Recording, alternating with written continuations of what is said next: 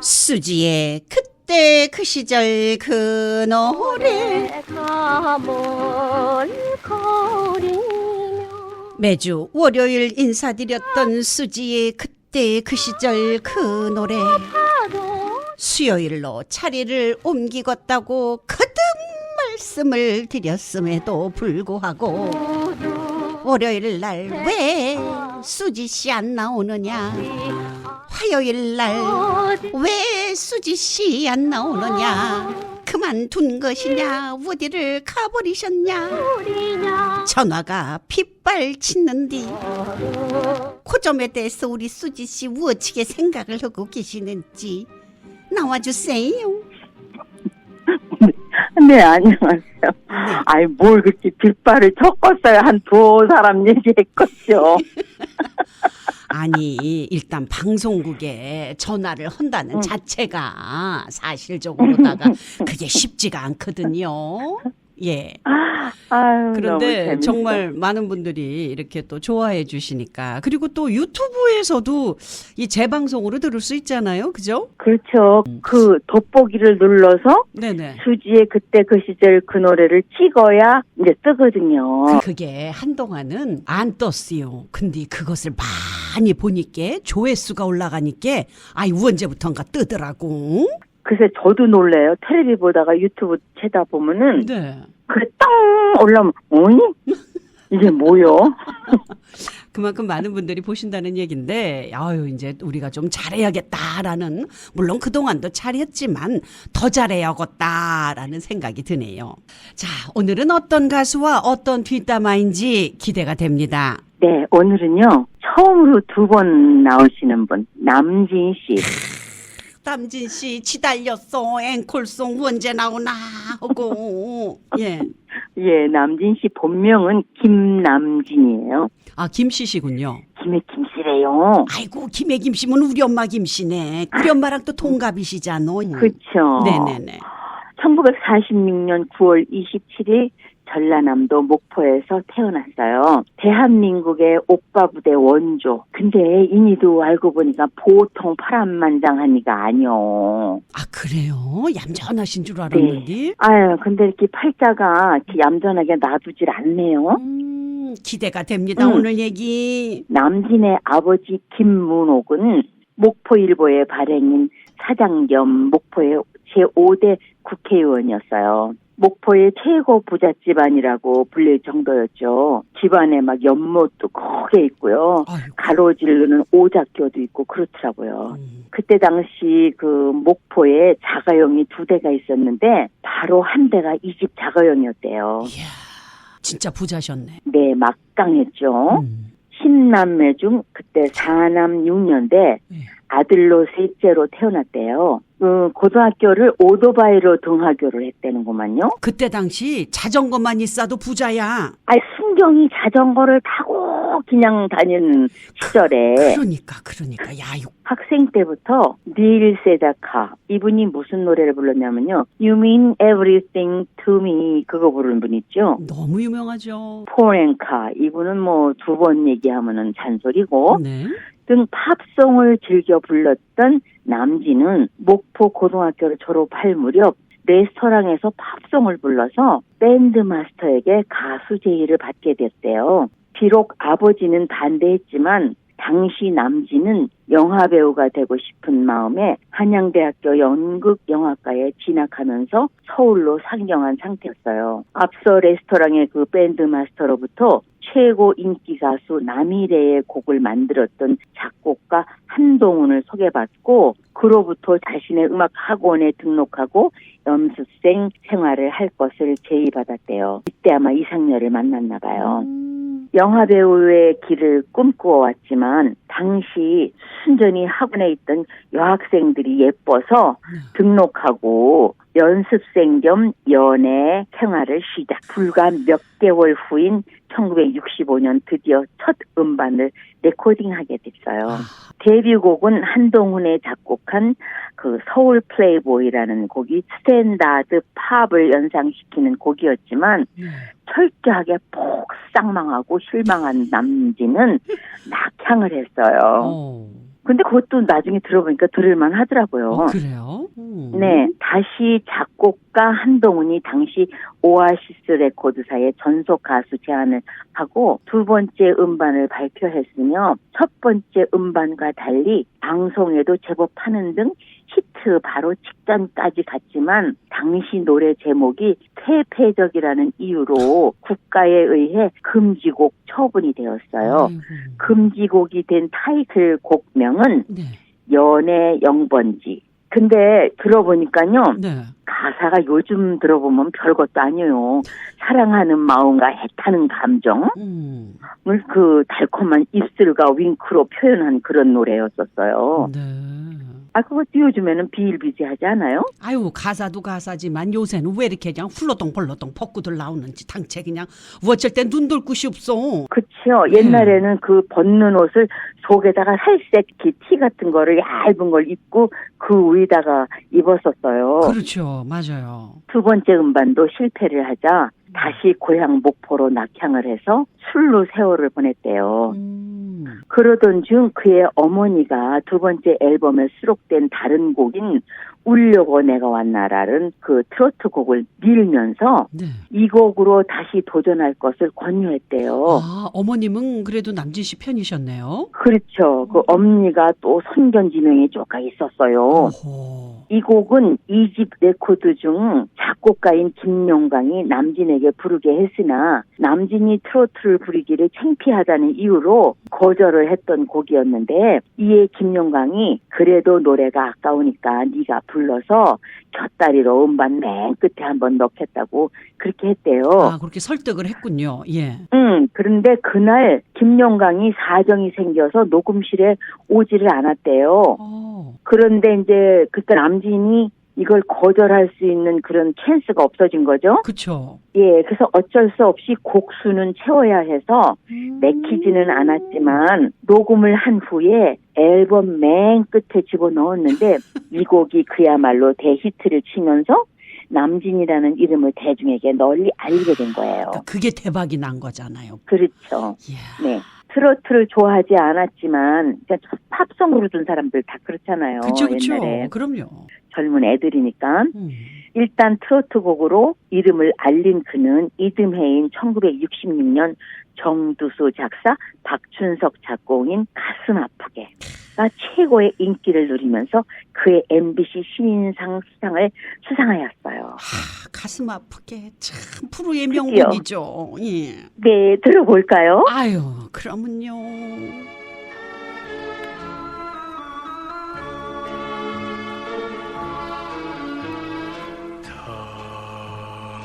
당신과 나 사이에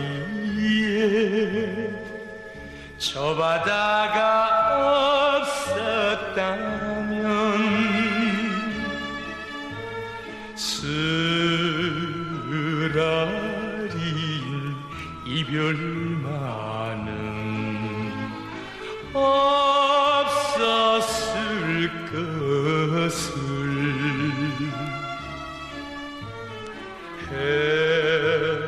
헤쳐문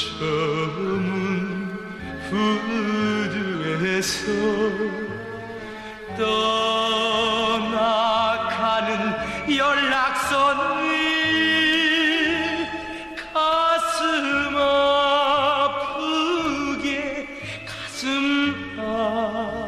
아프게 바라보지 않았으리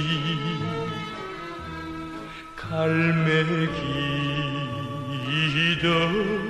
내 마음 같이 못내려운다.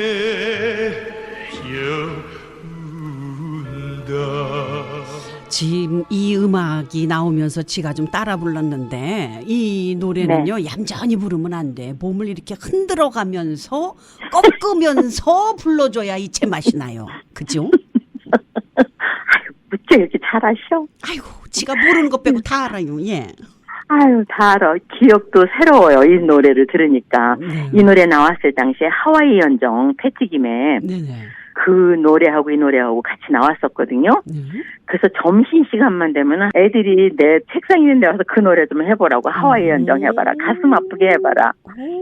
그때부터 남진은 영화배우로도 대활약을 하게 되며 가요계와 영화계를 넘나드는 빅스타의 자리에 올랐어요. 이후 발매된 로커빌리, 그게 락앤롤 음악의 그 패션 스타일이래요. 그걸 불멸의 히트곡인 마음이 고와야지는 그를 단순히 트로트 가수로만 국한시키지 않고 가요계의 독보적인 캐릭터로 인정받는 중요한 역할을 하게 되죠. 잘생긴 얼굴 그리고 엘비스 프레슬리를 모방한 그 창법과 무대 액션에 당시 소녀 팬들은 열광하기 시작했고 그 후 오 그대여 변치 마오 그거하고 님과 함께 같은 대표곡으로 이뤄졌어요. 님과 함께는 못 부를 뻔했던 에피소드가 있는데 그 노래는 남국인 씨 곡인데 남진이 지구레코드사의 전속이었기 때문에 몇 번 회사에서 연락이 왔었대요. 네네. 너한테 맞는 곡이 있으니 한번 와보라고 했는데 그때 월남 갔다 오고 나서 1971년 하늘 높은 중 모르고 날아댕길 때라서 작곡가들이 줄을 서고 기다리고 있을 때였대요. 오. 한 가지 불편했던 점은 아무리 작곡가가 많아도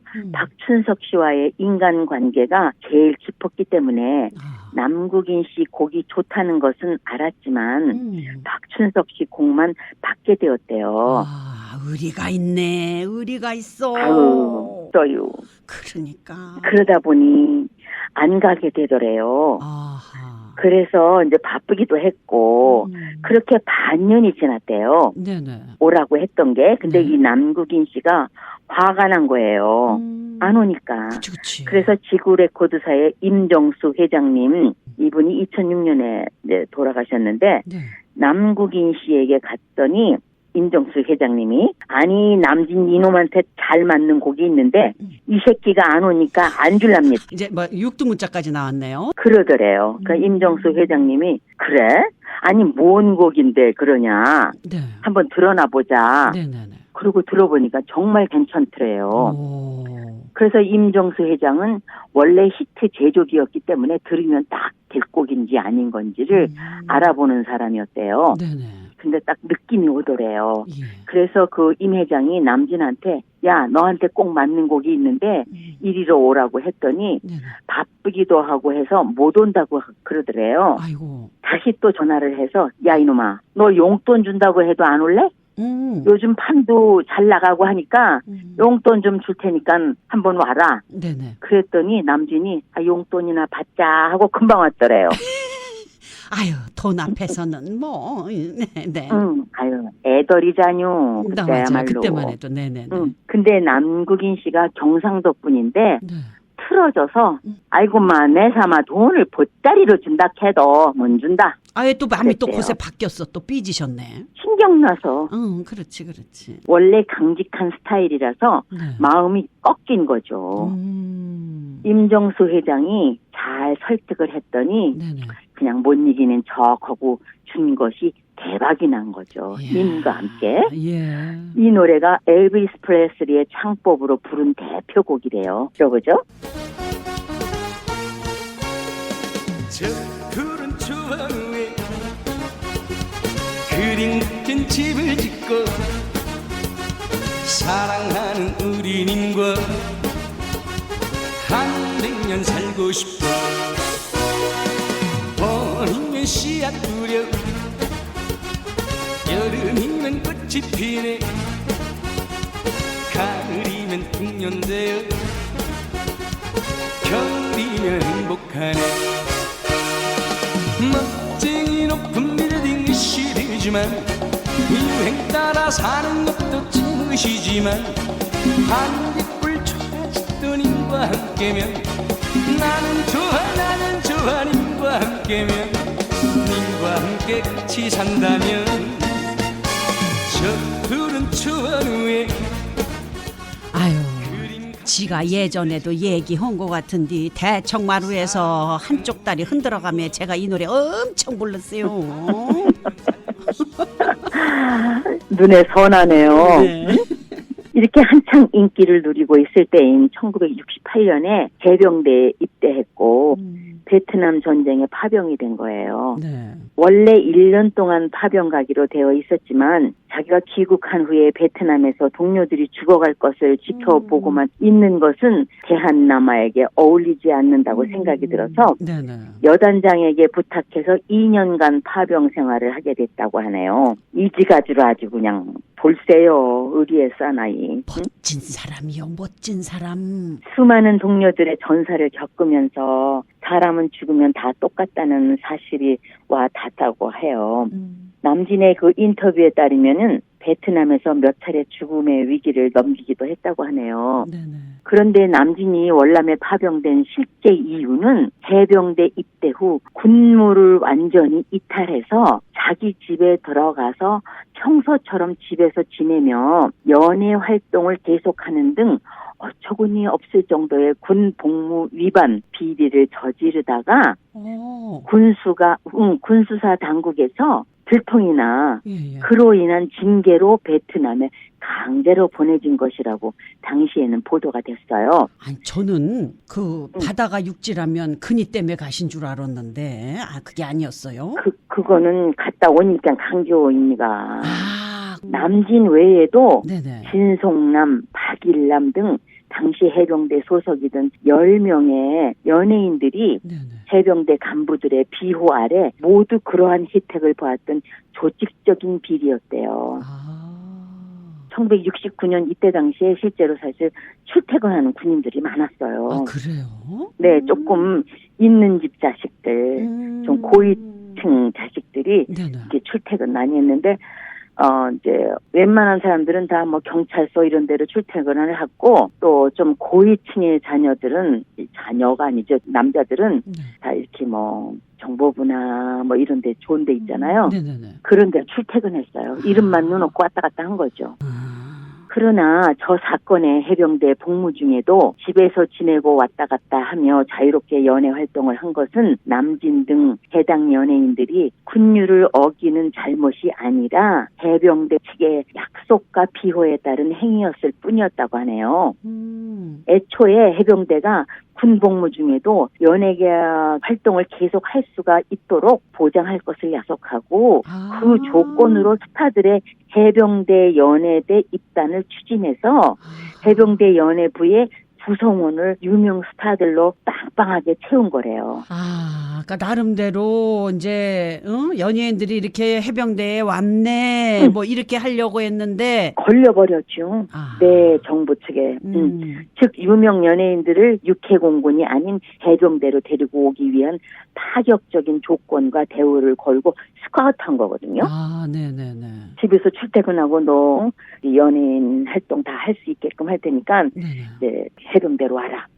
이런 식으로. 그래서 이제 1971년 군에서 제대하고 국내에 돌아와 보니까 자신의 영혼의 파트너 박춘석이 라이벌 나훈아와 손을 잡고 물레방아 도는 데 등을 히트곡을 쏟아내는 중이라 이쪽과의 협력은 접고 다른 파트너 남국인을 찾아 곡을 받고 다시 정상의 반열에 서게 되는데 그 노래가 바로 남진의 최고 히트곡 중 하나인 님과 함께였었어요.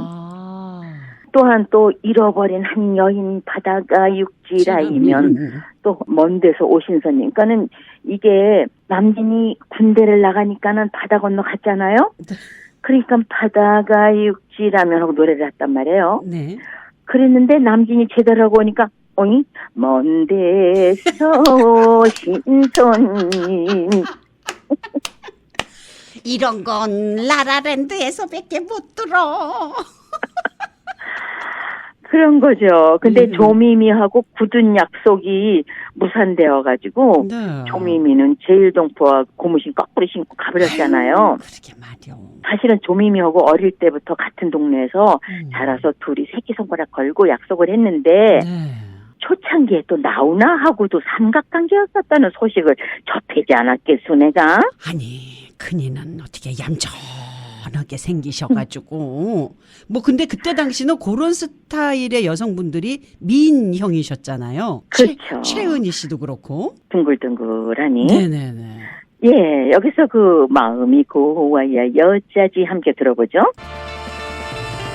새까만 눈동자의 아가씨 겉으론 그만한 것 같아도 마음이 비단같이 고와서 정말로 나는 내 마음이 고와야 여자지 얼굴만 예쁘다고 여자네 한 번만 마음 주면 변치 않는 여자가 정말 여자지 사랑을 할 때는 두 눈이 먼다고 해도 아가씨 두 눈은 돌같이 반짝거리네 마음이 고와야 여자지 얼굴만 사실은 뭐 얼굴만 예쁘고 몸매만 좋으면 뭐합니까? 진짜 마음이 곱고 그보다 더한 것은 서로 대화가 통해야 되더라고요. 그쵸. 예예. 결이 같아야죠. 맞습니다. 예. 그 방지연 씨 있잖아요. 네네. 가수 방지연이가 그 애정이 꽃피던 시절 그 작곡가하고 연애를 했거든요. 네. 예, 그거 할 때 나훈아하고 조민희하고 넷이서 같이 댕겼대요. 오, 그래요 또? 그래서 그 입에서 나왔쇼. 아이고 그렇구먼. 뭐 결코 틀린 말은 아니네 그러면. 제대 후에 더욱 폭발적인 사랑을 이제 받게 된 그는 국내 가수 최초로 서울시민회관에서 귀국 기념 공연을 열었고 컴백 4개월 만에 TBC 남자 가수상, MBC 최고 가수상에 올라요. 언론은 그의 컴백과 더불어 당시 촉망받는 신인인 나훈아와의 라이벌 구도를 만들어냈어요. 하지만 초기 3년간은 남진이 내리 3년 연속 가수상을 타면서 나훈아를 완전 압도했죠. 항상 언론이 문제예요. 언론이 이렇게 만들잖아요. 네네네. 그러니까 서로 라이벌. 그러니까 둘은 라이벌이 될 생각이 추워도 없었는데 그 그렇죠. 요즘 말로 그 따지자면은 기레기들이 이렇게 그렇죠. 만든 거군요. 대한민국을 뒤흔드는 라이벌 남진과 나훈아 네. 그 라이벌로 대립할 수밖에 없는 운명적 조건이 다분해요. 네. 두 사람이 라이벌 구도였지만 실질적인 1위는 남진이었고 음악성은 나훈아가 좀 더 높다는 평가를 받았대요. 그 나훈아 씨가 좀 인정받았던 게 제가 볼 때는 그분은 작사 작곡을 하시잖아요. 근데 남진 씨는 노래만 잘하신단 말이죠. 그러니까 나훈아 씨가 작사 작곡을 하니까 그니한테 더 좀 음악성이 있다라는 점수를 더 주지 않았나라는 생각이 드네요. 맞아요. 나훈아는 자기가 꺾기를 잘하니까 네. 그런 거를 중점으로 해서 자기가 작사 작곡을 한 거 아니에요. 그렇죠, 그렇죠. 이후 1972년 나훈아 피습 사건이라는 큰 사건이 터졌잖아요. 네. 이때 나훈아 피습 사건의 범인으로 남진이 낙인이 찍혔고 루머가 당시엔 급속도로 퍼졌어요. 근데 이후 그 라디오 스타에서 밝혔지만 남진은 몇십 년 지나서 네네. 안 사실인데 신성일 선배한테 예. 그 괴한이 제일 먼저 갔었고 아하. 그 다음 남진한테 왔는데 아침에 인기척이 있어서 눈을 떴는데 머리맡에 모르는 얼굴이 있었대요. 예예. 그 괴한이 돈을 달라고 요구를 했다고 얘기하네요. 결국은 돈이었네요. 네, 그 남진은 이를 거부했는데 예. 그 괴한이 한 말이 당신 라이벌을 해치면 돈을 줄 거냐고 말을 하더래요. 예예예. 그래서 정상이 아니구나 싶었다고 생각이 들었대요. 이어서 남진은 그러고 나서 며칠 있다가 사고가 난 걸 알게 됐대요. 그 나중에 남진 씨네 목포집에 와서 네네. 방화를 하고 그랬대요.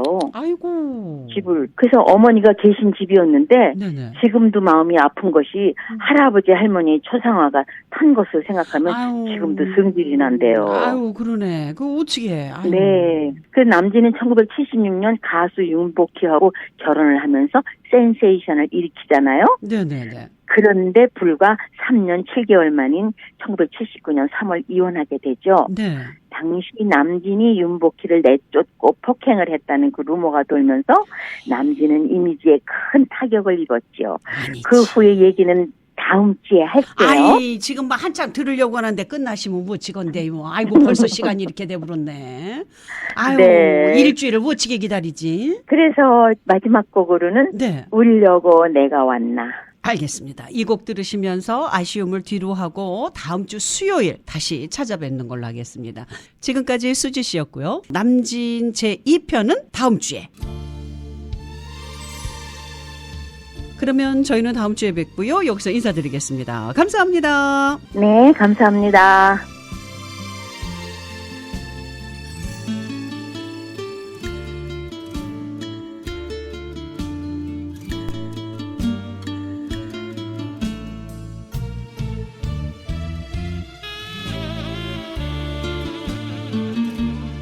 울려고 내가 왔나 누굴 찾아 나 여기 왔나 낯설은 타양 땅에 내가 왜 왔나 하늘마저 날 올려 굳은 비는 날이고 무정할 사 옛사람아 그대 찾아 천리길을 울려고 내가 왔나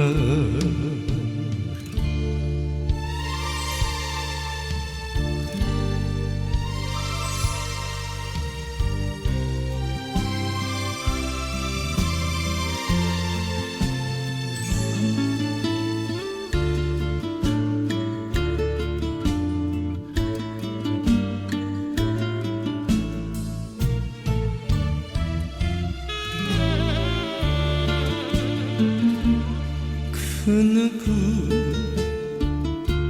찾아왔나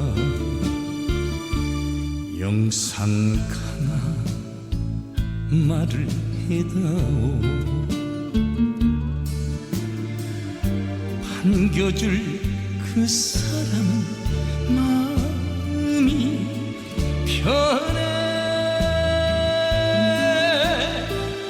아쉬웠던 내 사랑 잔소리에 시드나 그렇지만 믿고 싶어 보고프면 또 오리라 울면서 차